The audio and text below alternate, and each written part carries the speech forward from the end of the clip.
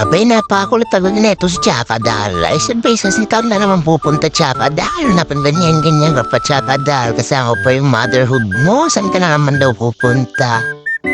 Kala mo talaga gustong-gusto mo dyan sa initan ba't diba nga nagbabalot ka pa ng todo-todo para lang maprotekta ng iyong skincare, aba. Dahil nabibiaman, pag ganyan ka pa, kala mo talaga marunong magdamo.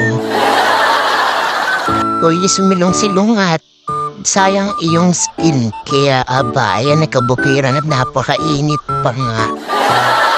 May dala-dala ka pang halabas kala mo talaga kagaling mo. Ba, yan pa lang yung dadamuhin. Wait, tigil-tigilin mo yung papaya ni motherhood at baka yan naman ay madali mo talagang tuluyan.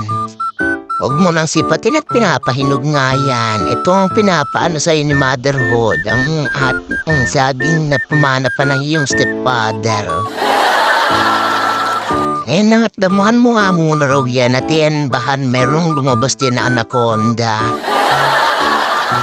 Napakalaki pa naman ay yung braso ay kayang-kaya mo yan. Sige lang, damo-damo ka lang dyan.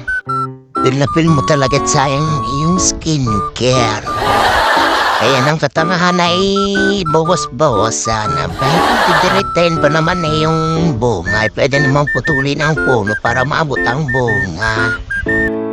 O diba't kala mo malalagarin mo ng ganyan.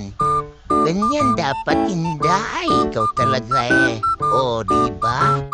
O minsan na ginagamit ang utak, hindi puro skincare ang naman ng iyong utak. O ba hindi ka naman gumanda sa mga skincare mo? O talagang direkta talaga siya doon sa bunga at pwede namang bawas-bawasan muna yung mga sanga-sanga ng dahon bago direkta yung putulin yung bunga. Ang tangan lang. Kaya bilis-bilisan mo at baka ikaw ay matuklo ng anakondang alaga dyan ni motherhood. Ngayon at kunin mo na nga yung bunga. Kanina yung nagmamadali ka. Ngayon wala ng harang. Ayaw mo pang kunin. O ayan na't nakuha mo na nga. Ang batog ka na ang tuminat mo. Paganda pa dyan. Ikaw naman ay isang Chaka dal. Kung mayroong cherry white at Chaka white, ikaw naman ay Chaka dal.